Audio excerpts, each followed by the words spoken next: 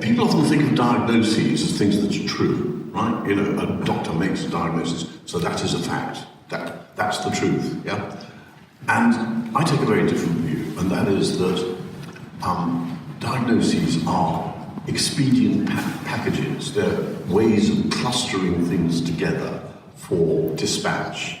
The doctor's tasks are really about fixing things, aren't they? That's what the conventional idea of the doctor is, that he fixes things. He fixes your broken leg, or he fixes the wart on your arm, or something. That's often the view of doctors, that they define, they decide, and they do. Yeah? And defining means, what is the nature of this problem?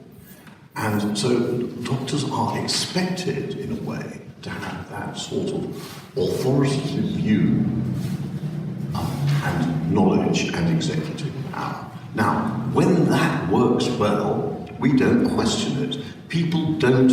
There isn't a lot of debate about the diagnoses, say, of comminuted fractures of the femur or appendicitis. But there is necessarily, although I think not enough, debate about the diagnosis, say, of depression, yeah, or addictions, right? So I think of diagnoses occurring along a spectrum of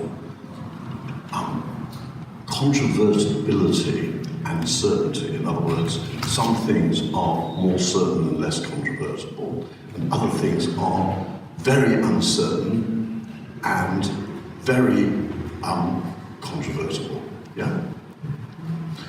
And at one end of the spectrum, we can talk about what I call substantial diagnoses. In other words, things that we can rely on to give us good prediction, description, and control.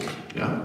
That's what I call a substantial diagnosis. So you can take something like appendicitis, yeah, say, we know exactly what to do with it. And the outcome, as long as we do it, is pretty much certain, not completely certain, but pretty much certain. And there's no dispute about the procedure that one should follow. Right? That's a very good example of a substantial diagnosis. Now, that is very different from, say, depression. What on earth is depression?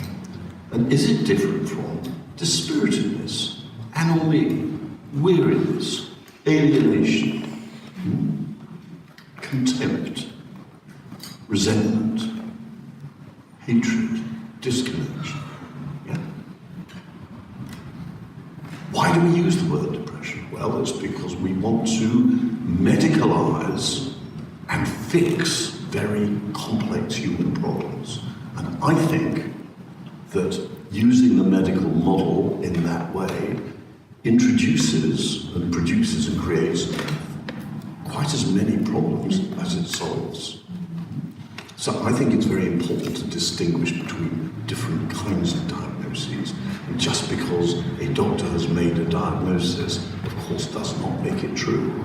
But it does make it effectively true in some cases, unless the doctor's got the diagnosis wrong. You know, if you fracture the neck of your femur, and everybody's agreed on that, that is a substantial diagnosis. But depression or PTSD or attention deficit disorder or, dare I say it, ME, yeah, we're into a much softer, hazier area.